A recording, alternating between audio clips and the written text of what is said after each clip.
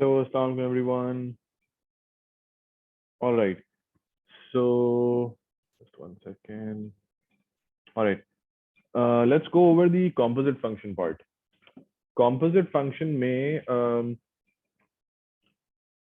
so some of the students were asking कि composite functions के अंदर हम किस तरह से question solve कर रहे होते हैं, domain range कैसे identify करते हैं. First of all, though, when we go through questions in AdMath, तो composite function का अगर question आता है domain range identify करने का, तो it's just a 1 mark question usually.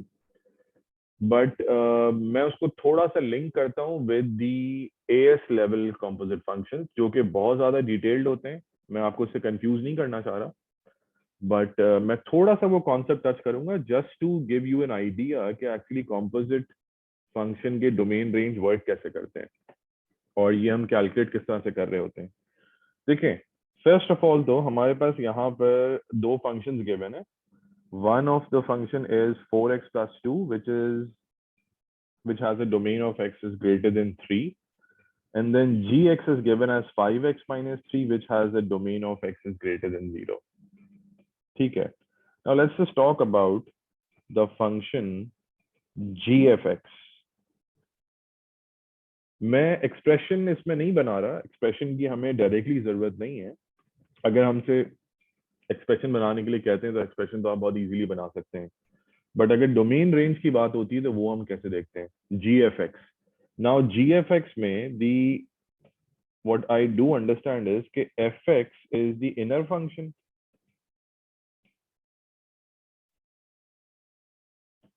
and then जो पूरा gx का फंक्शन है, fx inner function है, उसके बाहर gx का फंक्शन है, that is the outer function.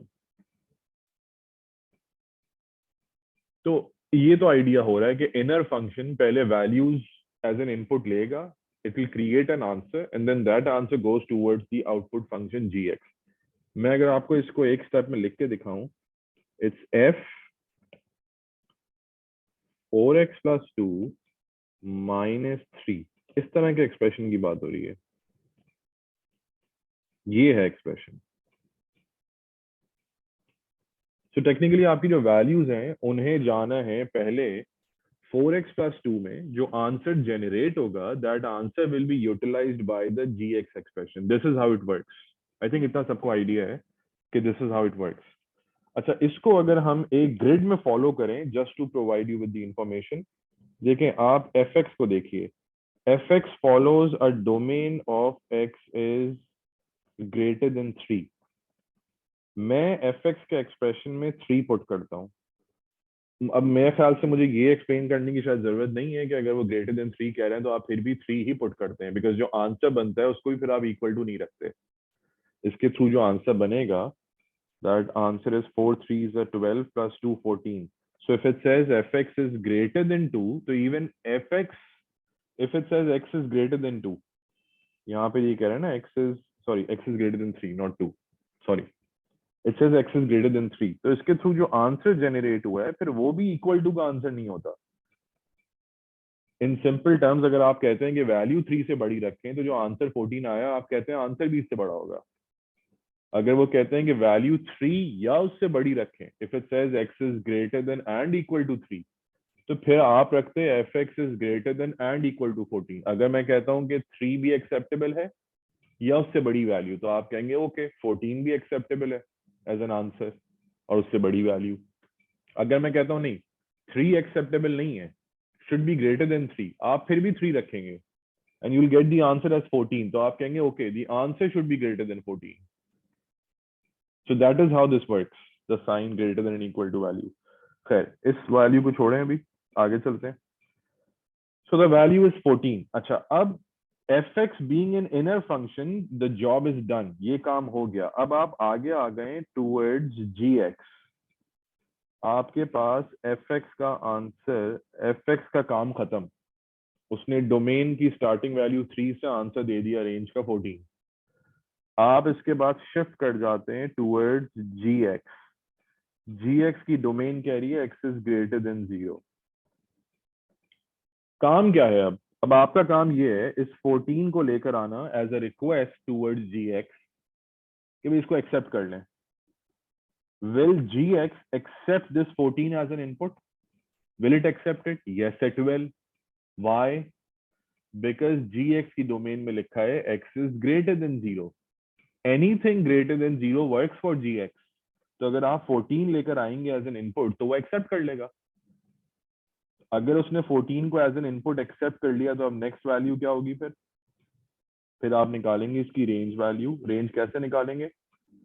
gx का फंक्शन है 5x minus 3. आप इसमें पुट करें 14 minus 3. 5 into 14 is 70 minus 3 is 67. This is your final answer. So you started with 3 and you ended at 67. You started with 3 and you ended at 67. इसका मतलब अगर मुझे अपने पूरे फंक्शन के लिए डोमेन डिफाइन करनी हो तो I will write it as greater than 3 and I will write the range value as sorry, g of x is greater than 67. This is the answer. उसको मैंने थोड़ा सा यहाँ पे डिफाइन भी किया हुआ है. That is the domain starts with the inner function and the range starts with the outer function. But इसका प्रॉब्लम क्या है इन डोमेन और रेंज का? This works if everything goes smoothly. मतलब इफ एवरीथिंग इज एक्सेप्टेड. अगर आप domain में एक वैल्यू एक्सेप्ट करते हैं, आप इनिशियल फंक्शन में एक वैल्यू प्लग इन करते हैं, उसके थ्रू एक आंसर आता है. That answer has to go and get accepted in the next value. मतलब आप स्टार्ट करते हैं fx से, आप एक वैल्यू पुट करते हैं, आंसर आता है, उस आंसर को आगे एक्सेप्ट होना होता है. इफ इट गेट्स एक्सेप्टेड फिर आप उस वैल्यू को पुट करते हैं नेक्स्ट फंक्शन में and you get the final answer. So ये पूरा एक प्रॉपर एक फ्लो है, इसके हिसाब से वर्किंग होती है. हर दफा ये फ्लो नहीं चलता, जाहिर है नहीं चलना चाहिए, कंडीशंस के ऊपर डिपेंड करता है. सो एट टाइम्स ये फ्लो वर्क नहीं करेगा. What are those conditions? Let's talk about the other side of the expression. Let's talk about fgx, sorry. Let's talk about fgx. ये second expression है fgx. अब fgx के अंदर क्या होगा? fgx में you'll start with gx because that is the inner expression. आप रखेंगे 5 into, चलिए मैंने डायरेक्ट लिख दिया, gx से स्टार्ट करते हैं, gx की डोमेन से स्टार्ट करते हैं which is x is greater than 0. आप यहाँ पुट करेंगे 0, आंसर आएगा -3. So you get the answer as -3 and that is the range value. यहाँ पे gx का काम खत्म. यहाँ से काम शुरू हो गया fx का. fx का की डोमेन वैल्यू है x is greater than 3. आप अपना आंसर लेके आ गए fx के पास -3 और अब आप इससे कह रहे हैं कि इसको एक्सेप्ट कर लें. क्या ये एक्सेप्ट करेगा? नहीं करेगा. क्यों नहीं करेगा? बिकॉज आपका आंसर आया -3, उनकी डोमेन स्टार्ट हो रही है 3 से. Cancel. Now for the most part जब आप ओ लेवल्स में बात करते हैं, ओ लेवल्स के अंदर क्वेश्चन यहाँ पे रुक जाता है. ये वो क्वेश्चन हैं जहां वो आपसे कहते हैं, आपने देखा होगा ऐसे क्वेश्चन आते हैं हमारे पास जिसमें वो कहते हैं कि fgx will not exist. fgx exist नहीं करेगा. क्यों नहीं एग्जिस्ट करेगा? क्योंकि जो डोमेन आप लेके चल रहे हैं वो आगे एक्सेप्ट ही नहीं हो रही. So technically, composite function of fgx should not exist. यहाँ पर आके हम O levels में रुकते हैं. बट अगर मैं आपको इससे एक स्टेप आगे ले जाऊं, अ कंडीशनल वैल्यू, क्या कोई ऐसी कंडीशन हो सकती है जिसके अंदर fgx एग्जिस्ट कर जाए? क्या आपको लगता है ऐसी कोई कंडीशन होगी? तो हम एक काम करते हैं ना, ट्रायल एंड एरर पर चलते हैं. मुझे पता है कि मुझे डोमेन वैल्यू 0 से बड़ी रखनी है, तो 0 ने तो काम नहीं हुआ 0 के थ्रू. तो लेट्स मूव टूवर्ड्स 1. अगर 0 नहीं एक्सेप्ट हो रहा तो 1 को एक्सेप्ट कराने की कोशिश करते हैं, आंसर आ जाएगा 2. अब आप 2 लेकर आगे जाएंगे, क्या 2 एक्सेप्ट हो जाएगा? 2 भी एक्सेप्ट नहीं होगा क्योंकि वो तो ऊपर कह रहा है 3, उसको 3 से बड़ी वैल्यू चाहिए. फिर आप वर्किंग करेंगे ऑन 2. 2 पुट करें एक्सप्रेशन में. पहले 1 ट्राई कर लिया, अब 2 ट्राई करते हैं. इसके थ्रू आंसर आ रहा है 7. अब आप 7 लेके आगे जाएंगे, क्या 7 एक्सेप्ट हो जाएगा? 7 हो जाएगा एक्सेप्ट. क्यों एक्सेप्ट हो रहा है 7? 7 इसलिए एक्सेप्ट हो रहा है because 7 satisfies the condition of the inequality which says x should be greater than 3. 7 accept हो गया. अब 7 accept होने की वजह से क्या हुआ? Now you are allowed to put 7 in the expression of fx. 4 7 28 और आंसर आ गया 30. So we started off with 0, फिर हमने 1 ट्राई किया, किसी से आंसर नहीं बना, फाइनली आंसर बना है 2 के थ्रू और आंसर आया है 30. तो जब इस सिचुएशन के अंदर अगर आपको डोमेन और रेंज बनानी होगी तो डोमेन इसकी बनेगी x is greater than and equal to 2. why greater than equal to 2? because 0 पे greater than लगा हुआ था, 0 के ऊपर every value was included in the domain, so it should be equal to, and the range value is f gx is greater than equal to 30. Again मैं आपसे ये कह रहा हूँ कि हमें वो इतना कंफ्यूजिंग फॉर्मेट में लेकर नहीं जाते, मैं आपको समझाने के लिए बता रहा था. हम यूजुअली रुक जाते हैं, हम इसलिए रुक जाते हैं बिकॉज अगर दो इनइक्वालिटीज या दो डोमेन्स मैच नहीं कर रही होती, मतलब अगर domain of one function is not applicable, मतलब उसकी डोमेन का एक आंसर आता है रेंज का, अगर वो रेंज का आंसर सेकंड एक्सप्रेशन में एक्सेप्ट नहीं होता तो वी स्टॉप. जनरली तो हमें यहाँ तक भी नहीं जाना पड़ता, वो आपसे सिर्फ पूछते हैं कि explain why the F G function और the G F function does not exist, तो आप बता देते हैं कि भाई उनकी डोमेन्स मैच नहीं कर रही हैं, वैल्यूज मैच नहीं करेंगे, सो वी कांट कंटिन्यू. हमें तो यहाँ रोक दिया जाता है. बट ए लेवल्स में फिर हम इस पे एक स्टेप आगे चले जाते हैं, कंडीशनल पे चले जाते हैं. What should be the condition for the range and the domain to exist, तो फिर हम बता देते हैं कि this should be the condition for the domain and range to exist. ठीक है, so this is how it works. अच्छा, इसके हम आगे चलते हैं towards a question. I hope ये सबको समझ आ गया होगा. I try to make it, मैं आपको इतना आगे ले जाना नहीं चाह रहा हूँ ऑब्वियसली एक दिन पहले पेपर के कि आप कंफ्यूज हो जाएं, but just to provide you with the visual idea कि डोमेन रेंज वर्क कर कैसे रही है, तो उससे आपको ये समझ आ जाएगा. आगे चलते हैं. ये क्वेश्चन है आई थिंक फ्रॉम 2018 और 19 में भी क्वेश्चन है. इसमें लिखा हुआ है एफ एंड जी, आपके ओ लेवल्स में से ही है question. F and G are defined by F X is equal to 5x-2 for X is greater than 1. और फिर लिखा है G X is equal to 4x² - 9 for X is greater than 0. State the range of G. देखिए G का जो function है, G का function is basically a quadratic function. G का फंक्शन जो है वो बेसिकली क्वाड्रेटिक फंक्शन है. अब उन्होंने स्टेट द रेंज पूछा है. बहुत सारे स्टूडेंट्स मुझसे डायरेक्टली यही कहेंगे कि सर आप इसमें ज्यादा वर्किंग में मत जाइए, आप बस यहाँ पे 0 पुट कर दीजिए और इसका आंसर आ जाएगा -9. वो बिल्कुल सही कह रहे हैं, बात गलत नहीं है उनकी. स्टूडेंट्स अगर ये कह रहे होंगे तो बिल्कुल सही कह रहे होंगे, बट यहाँ पर एक छोटा सा ये भी चलें, ये बात क्लियर हो जाती है, समझ आ गया. अच्छा, एक बात और, क्योंकि ये x इज ग्रेटर देन 0 है, so every time the value will keep on increasing. Value will keep on increasing. जब ये वैल्यू इंक्रीज करती रहेगी, as soon as this value grows, -9 will start decreasing. उसकी वजह से gx की डोमेन वैल्यू बननी चाहिए greater than equal to -9. Fair enough. gx is greater than equal to -9, ये बात बिल्कुल सही है. स्टूडेंट्स ऐसे ही निकालते हैं और आपसे एक्सपेक्ट भी यही किया जा रहा था कि आप वैल्यू इस तरीके से निकाल लेंगे. But also to give you an idea कि आप एक और तरीके से भी देख सकते हैं इसको, अगर ये क्वेश्चन थोड़ा सा बड़ा आ जाए तो इसको थोड़ा सा अगर हम अपने लिए फॉर द टाइम बीइंग थोड़ा सा कॉम्प्लेक्स करें, डिटेल में जाएं. It's a quadratic expression which can be written in the format of a bracket x minus h whole square plus k. Now the good part about these type of expressions is कि ये x square है सिर्फ, इसमें x है ही नहीं. अगर x नहीं है तो आप एक्सप्रेशन को बहुत easily x minus 0 whole square बना के क्लोज कर सकते हैं. क्या फर्क पड़ता है, आप 0 लिख दिया यहाँ पे, डजेंट मैटर, वापस वही बन जाएगा. x minus 0 whole square is technically x square. हमें इसका क्या एडवांटेज है? हमें इसका एडवांटेज ये है, गोइंग इन द डेप्थ मुझे पता चल रहा है कि जो a की वैल्यू है that is 4, that makes it greater than 0. मतलब मैं बात कर रहा हूँ एक मिनिमम ग्राफ की जिसका टर्निंग पॉइंट है 0 and -9. So that makes a lot of sense now. आपका ग्राफ -9 से वापस ऊपर जा रहा है, इसीलिए we have the range as gx is greater than or equal to -9. And this also makes sense क्योंकि मैंने आपको ये बात बताई थी पहले एक रिकॉर्डिंग के अंदर, the first recording, that the quadratic graph is a symmetrical graph about its turning point.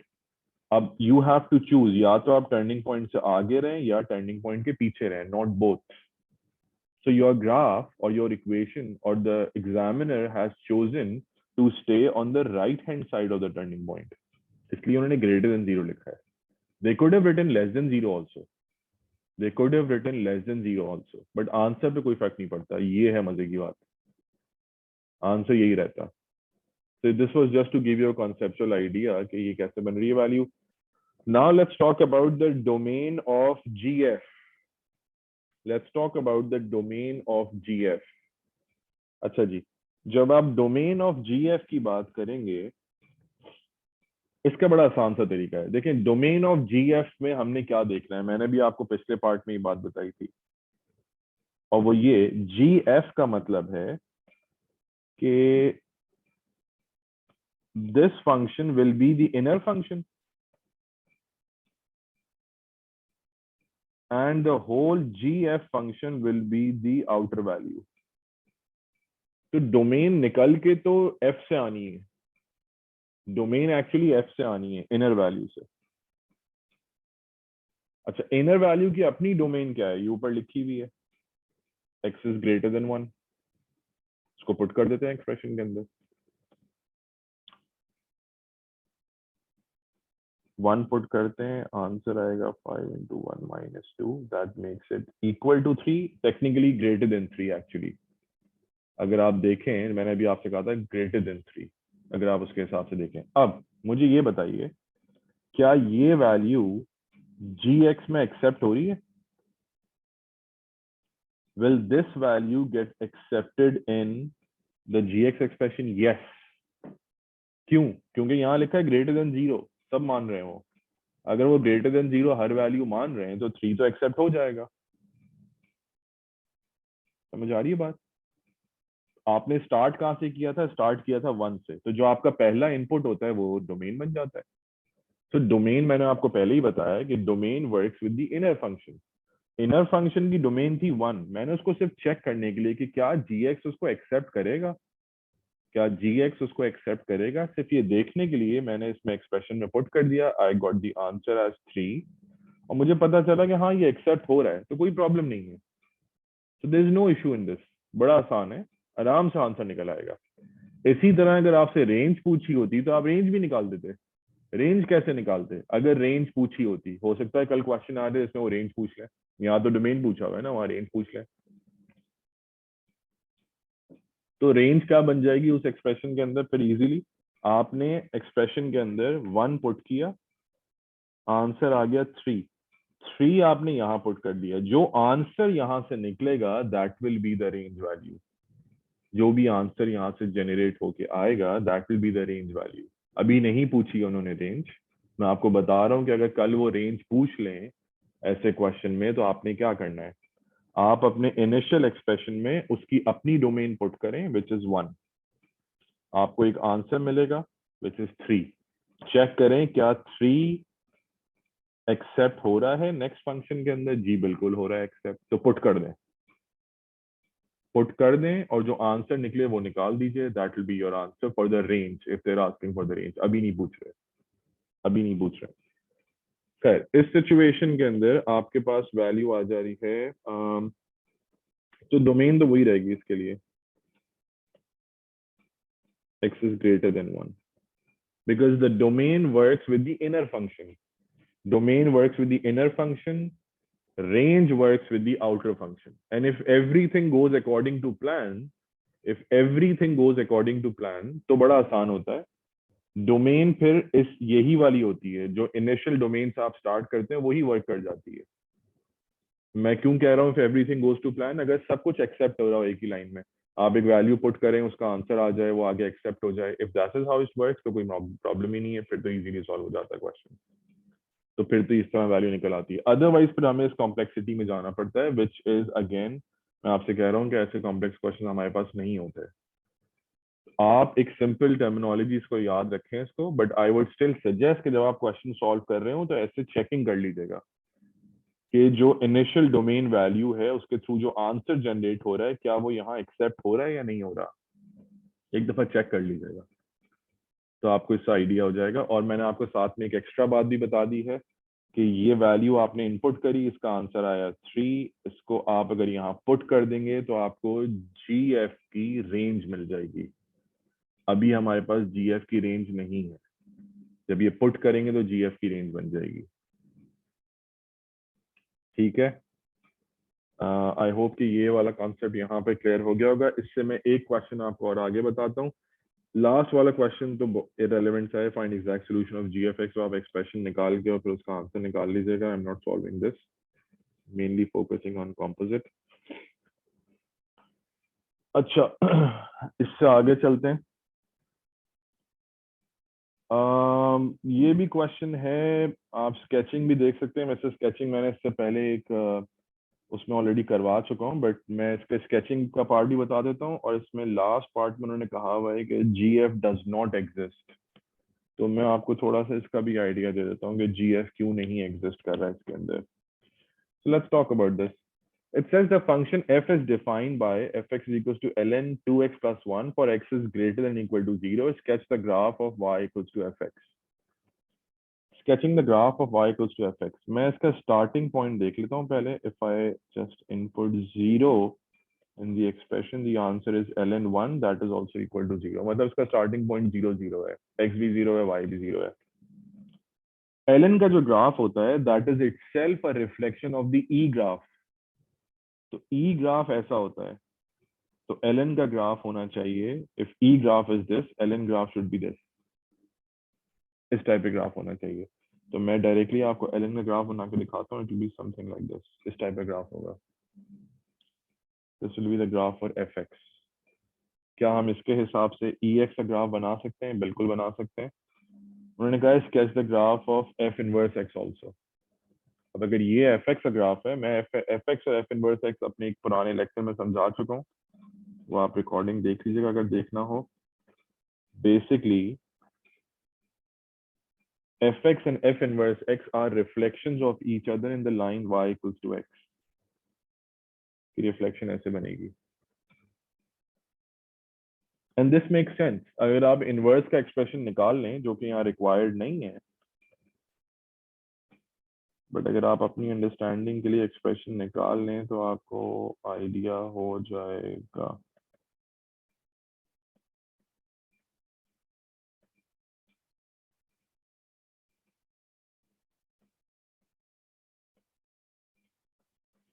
e to the power x minus 1, तो इससे हमें वैसे ही आइडिया हो रहा है। अगर हम इस वैल्यू की बात करें तो हमें पता चल रहा है, अगर मैं यहाँ पर 0 पुट करूं, I get the answer as 1 minus 1,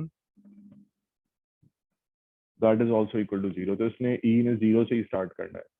ये उन्होंने कहा नहीं है, इसलिए इसको आप एग्जाम्पल बना के मत चलिएगा। I am just trying to show कि भाई किस तरह से ग्राफ बन रहा है। तो दीज आर द वैल्यूज। तो आगे चलते हैं। Now the function is defined by and मैं इसका फर्स्ट पार्ट नहीं सॉल्व कर रहा, बिकॉज फर्स्ट पार्ट मैं ऑलरेडी एक्सप्लेन कर चुका हूँ फर्स्ट वीडियो के अंदर। मैं पार्ट 2 पर आ रहा हूँ। Find and simplify an expression for F G x. Find and simplify an expression for F G x. ये एक्सप्रेशन भी बन जाएगा, एफ जी एक्स का एक्सप्रेशन। आई डोंट थिंक कि किसी को बनाने में इससे प्रॉब्लम हो रहा होता है, ज्यादा मसला होता है इन वैल्यूज के अंदर। Explain why the function G F does not exist. G F क्यों नहीं एग्जिस्ट कर रहा? जी एफ एक्स का क्या मतलब है? जी एफ एक्स का मतलब है, हम टेक्निकली बात कर रहे हैं अबाउट एफ एक्स। आप देखें, अगेन ये आपकी अंडरस्टैंडिंग के लिए ज्यादा है, वैसे तो इसका 1 मार्क है। ये एक्सप्रेशन है और इसकी डोमेन है ये। मैंने अभी इसी तरह से आपको विद टाइमलाइन बताया था कि वैल्यूज कैसे जाती हैं। आपने इनपुट किया and you get the answer as ln1 which is 0। मतलब हमें ये पता है कि हमारे फंक्शन में एफ एक्स की range will be greater than 0, ये हमें पता है। अच्छा, अब दूसरा मसला क्या है, इसके आगे लिखा हुआ है जी एक्स। जी एक्स की डोमेन है X is less than and equal to 4। G X की डोमेन है X is less than and equal to 4, और जी एक्स का जो फंक्शन है वो लिखा हुआ है X minus 4 whole square plus 1। अब आप चले जाते हैं ये रिक्वेस्ट लेके कि जी इसको एक्सेप्ट कर लें,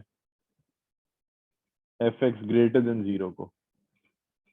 क्या ये इसको एक्सेप्ट कर लेंगे? वेल टेक्निकली तो एक्सेप्ट कर लेना चाहिए, क्योंकि वहां लिखा हुआ है लेस देन इक्वल टू 4, यहाँ लिखा है greater than equal to 0। But एक मसला है ना, अब ये भी टेक्निकलिटी है, एक छोटी सी टेक्निकलिटी ये है कि हर वैल्यू एक्सेप्ट नहीं होगी ना।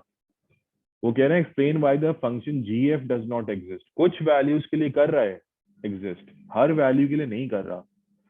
बिकॉज आपके पास वैल्यू है greater than 0, you will soon surpass this less than equal to 4। ये मसला है, आप तो सरपास कर जाएंगे इसको। मसला जी एक्स का नहीं है, मसला अभी फिलहाल एफ एक्स का है। ये वैल्यू तो रुक नहीं रही ना, आपने ग्रेटर देन 0 का है, बट आपने ये थोड़ी कहा है कि लेस देन 4 भी रही है। आप कह रहे हैं ग्रेटर देन 0, मतलब आप तो 1 भी रख सकते हैं, 2 भी रख सकते हैं, 3 4 5 6 7 कुछ भी रखेंगे। तो हर वैल्यू थोड़ी एक्सेप्ट करेगा ये। So there is a clash in domains, clash of the values, क्योंकि आप कह रहे हैं वहां पे कि आप 0 से बड़ी वैल्यू रखेंगे, यहाँ लेस देन इक्वल टू 4 आ रहा है। मतलब इस पॉइंट पे मसला है। तो इसका जो आंसर बन रहा था, द आंसर वाज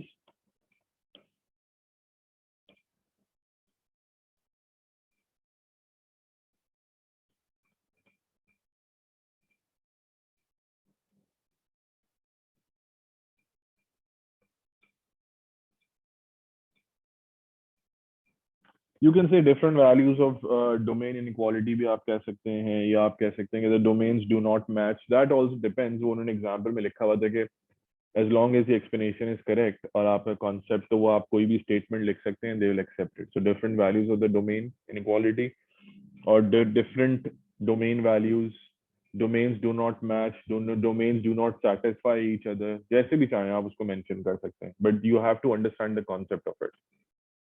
तो आई होप कि ये पार्ट भी आप लोगों को समझ आ गया होगा। And that's about it for composite functions. हाँ, एक पार्ट मैं आपको और बता देता हूँ, खैर वो वीडियो से लेंदी हो जाएगी, बट स्टिल मैं आपको एक पार्ट बता देता हूँ। Again this is a complex example, just trying to make it as easy for you as possible, but to give you an idea कि values किस तरह से वर्क करती हैं। अगर ऐसी सिचुएशन आ जाए जो कि वो कंडीशनल वैल्यूज आपको नहीं देते, कंडीशनल वैल्यूज इंक्लूडेड नहीं होती, बट अगर वो उसको किसी और तरीके से क्वेश्चन को टर्न कर देते हैं, टर्न ऐसे कर देते हैं, जैसे 4x+2 is the function for fx and x is given as greater than q. Now we don't know the value of q. x is greater than q, हमें q की वैल्यू नहीं पता। और अगर यहाँ पे वो ये मेंशन कर देते हैं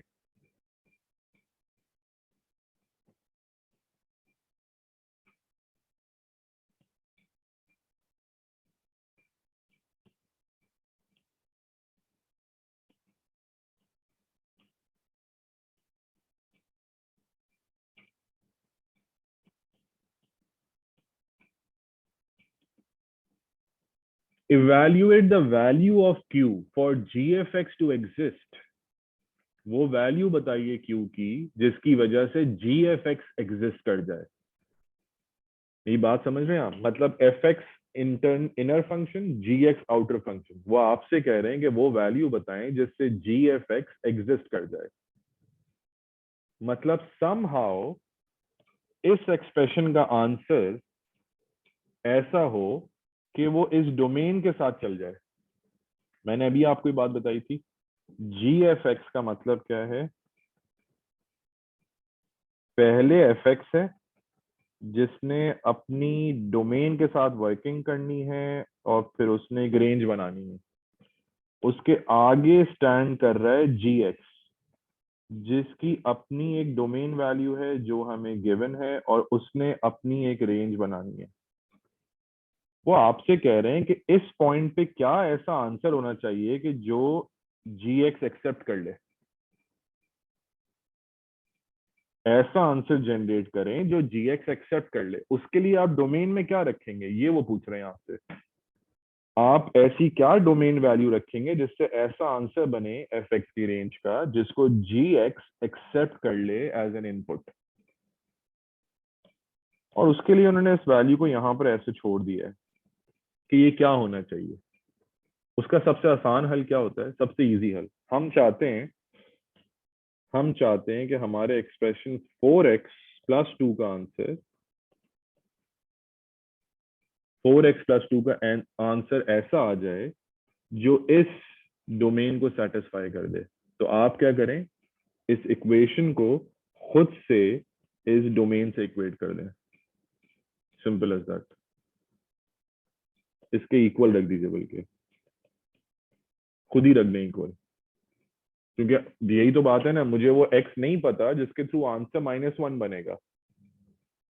मैं चाहता हूँ एफ एक्स में एक ऐसा x पुट करूं जिसके थ्रू आंसर बने -1, ताकि वो आगे जी एक्स में एक्सेप्ट हो जाए। तो मुझे वो x नहीं पता, तो मैं निकाल लेता हूँ x।